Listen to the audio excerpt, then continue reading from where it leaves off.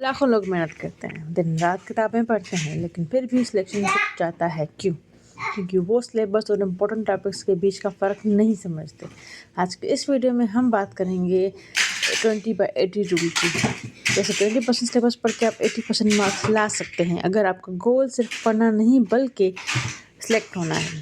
Number 1 step, complete syllabus. ज़्यादातर aspirants क्या गलती करते हैं कि वो पहले दिन से ही एक चैप्टर को बार बार वक्त देते हैं। रियलिटी चेक क्या है? एग्जाम सेट करने वाला हर टॉपिक को बराबर वेटेज नहीं देता। अगर रेलिवेंट टॉपिक्स में आप महीनों भर बात करेंगे तो आप इम्पोर्टेंट टॉपिक्स की रिवीजन का वक्त खो देंगे। इम्पोर्टेंट टॉपिक्स को कैसे पहचानें?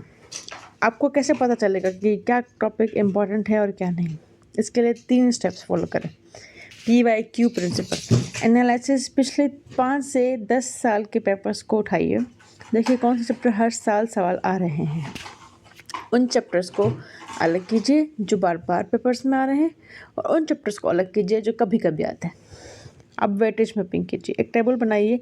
एक तरफ वो चैप्टर्स के नाम लिखिए जो बार बार आ रहे हैं और उनसे कितने क्वेश्चंस आ रहे हैं कि इस चैप्टर से इतने क्वेश्चन, इस चैप्टर से इतने क्वेश्चन आ रहे हैं। ये सारी टेबल बनाइए। हाई यील्ड वर्सेस लो यील्ड। कुछ टॉपिक्स हाई यील्ड होते हैं, छोटे छोटे चैप्टर्स मगर ज़्यादा मार्क्स, उनसे सबसे पहले ख़त्म करना है।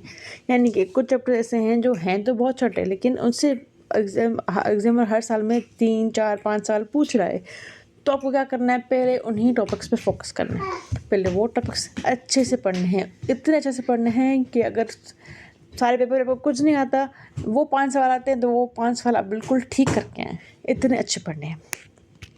देन सिलेबस एक दरिया है और आपको उसमें मोती चुनने, याद रखिएगा। आप फोकस एरिया कहाँ रखना है? अगर मैथ्स का फॉर एग्जांपल टॉपिक है और उसमें अर्थमेटिक के 60 सवाल आते हैं, और तो ज्योमेट्री के 20 सवालों पे आपको फोकस नहीं करना, ठीक है? ज्योमेट्री को फिलहाल साइड पे रखें। अर्थमेटिक के 60 सवाल को ऐसे पढ़ें कि वहाँ से कोई भी आपको सवाल आए तो आप आराम से कर लें, ठीक है? यानी कि उस पर आपकी कमांड अच्छी होनी चाहिए। सिलेबस 100% ख़त्म नहीं करना, अगेन हमें 80% सिलेबस से पास होना है, ठीक है? यानी कि अगर हम 80% 20% सिलेबस कवर करें तो हमारा जो मार्क्स का स्कोर है वो 80 तक आ जाए। हमारी स्ट्रेटजी ये होनी चाहिए। याद रखिए, टॉपर वो नहीं है जो सब कुछ पढ़ता है, टॉपर वो है जिसे पता है कि क्या पढ़ना है और क्या छोड़ना है। अगली वीडियो में हम इसी बारे में रिवाइज़ करेंगे कि जब हम कोई टॉपिक रिवाइज़ कर रहे होते हैं तो उसका सही तरीका क्या होता है रिवाइज़ करने का। लेकिन फ़िलहाल इसी टॉपिक पर रहते हैं, कुछ एग्जांपल समझते हैं कि हम किस तरह से अपने PYQ को सेट कर सकते हैं, ठीक है?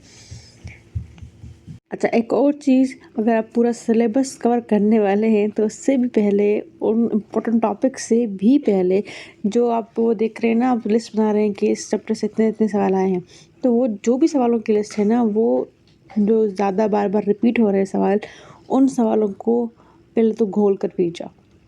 वो रिपीट होने वाले सवाल फिर भी रिपीट हो सकते हैं, उसके बाद आप अपना वो वाला टॉपिक वाला स्टार्ट करेंगे। ये टॉपिक बार बार आ रहा है तो इससे स्टार्ट करना है पढ़ना। पहले वो MCQs पूरे पढ़ने, फिर वो टॉपिक जो इम्पोर्टेंट है वो पढ़ने। अच्छा, अगर आप पाकिस्तान हवाले हिस्ट्री के हवाले से अगर क्वेश्चन आ रहे हैं, जैसे कि पाकिस्तान अफेयर्स के हवाले से क्वेश्चन आ रहे हैं ना, तो अगर आप पाकिस्तान अफेयर्स के पुराने सालों के पेपर्स देखेंगे ना, तो आपको ज़्यादातर सवाल उस इंडिपेंडेंस मूवमेंट से रिलेटेड मिलते हैं।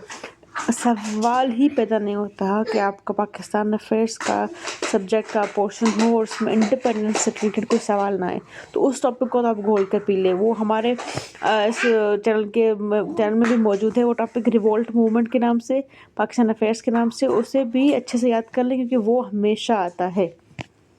अच्छा, ऐसा है कि आपको वीडियो देख के लग रहा होगा कि मैंने अनोखी चीज़ नहीं बताई, तो आपको पहले से पता था। जी बिल्कुल, आपको पहले से पता था, लेकिन आप इसे अप्लाई कभी नहीं करते।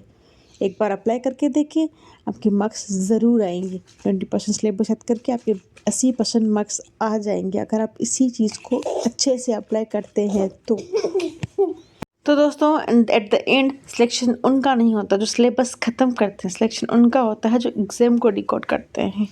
All the best for exam. मिलते हैं अगली वीडियो में। अल्लाह हाफ़िज़।